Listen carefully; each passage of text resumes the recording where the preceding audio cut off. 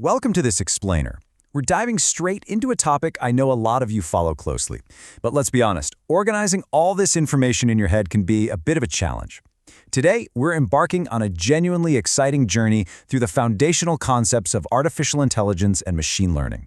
We'll be drawing directly from the MCS-224 course material to map out exactly how all these complex, moving parts actually fit together. Here is our roadmap for today. First, knowledge versus intelligence. Second, the AI universe. Third, branches of machine learning. Fourth, the algorithm wheel. And finally, your AI roadmap. All right, Part 1, Knowledge versus Intelligence, Understanding the Basics. Before we even think about writing a single line of code, it really helps to ground ourselves with a fundamental question. What actually separates raw knowledge from true intelligence? Well, think of it like this. Knowledge is merely the accumulation of facts over time. You could sit down and memorize a textbook cover to cover. But intelligence, that's the crucial capacity to put that knowledge into practice. It's the ability to comprehend, analyze, and actually use that data to solve problems. Incorporating that active application into a machine is the entire foundational goal of artificial intelligence. Moving right along to Part 2, the AI universe, and how we categorize all this technology. I love this concept because it's exactly like Russian nesting dolls, right? The massive outer sphere is artificial intelligence, the broad theory of computer systems performing tasks that normally require human intelligence. Nestled right inside that is machine learning, which gives computers the ability to learn without being explicitly programmed. And then, tucked entirely inside machine learning is deep learning, which relies on those brain-like logical structures we call artificial neural networks. So they aren't competing forces at all, they're just subsets of one another. And historically, this all unfolded in three distinct phases. It started with the early excitement of AI, which eventually gave way to the mathematical models of machine learning. Today, the modern era we're in is almost entirely driven by the brain-inspired breakthroughs of deep learning. It's a really clear evolution from broad theory to statistical learning and finally to neural networks. Okay, Part 3. Let's look closely at the branches of machine learning, the actual problem solvers. When you break it down, machine learning splits into three dominant branches, and they're designed for entirely different challenges. You've got unsupervised learning, which hunts for hidden patterns in raw data. Then there's supervised learning, which trains on labeled data to find specific answers. And finally, reinforcement learning. That one learns by interacting with an environment, kind of like a robot navigating a maze or an AI mastering a video game. To put that into perspective, because unsupervised learning looks for hidden structures, it's absolutely perfect for finding unexpected customer segments or driving those recommendation engines we all use.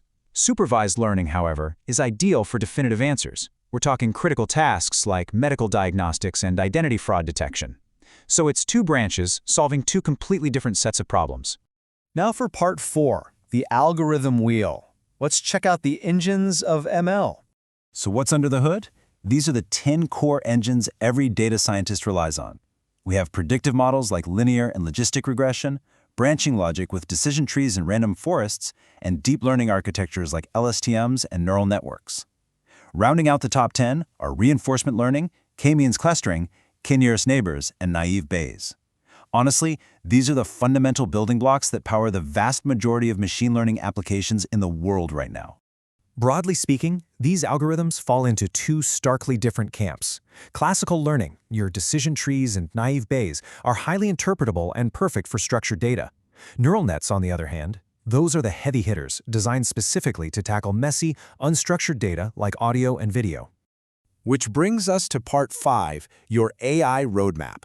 Let's talk about mastering the concepts.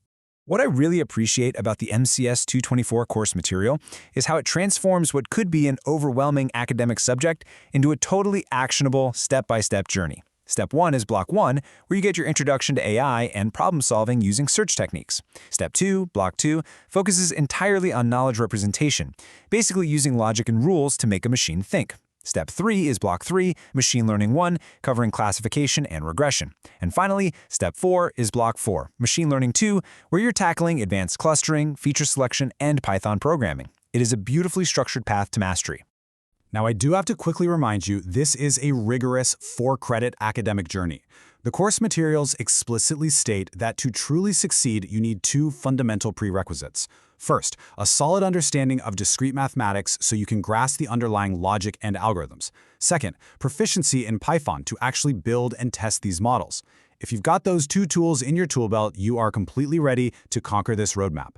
And that brings us full circle to the core concept we started with, right? We just gave you the map. You now have the knowledge of exactly how artificial intelligence, machine learning, and deep learning are structured. But remember, knowledge is just the accumulation of facts. Intelligence is the capacity to put that knowledge into practice. So I want to leave you with this provocative question. You have the knowledge map. Are you ready to apply the intelligence and take the next step in your learning journey? Thank you so much for joining me on this explainer, and I really hope this structured look at AI has sparked your curiosity to learn even more.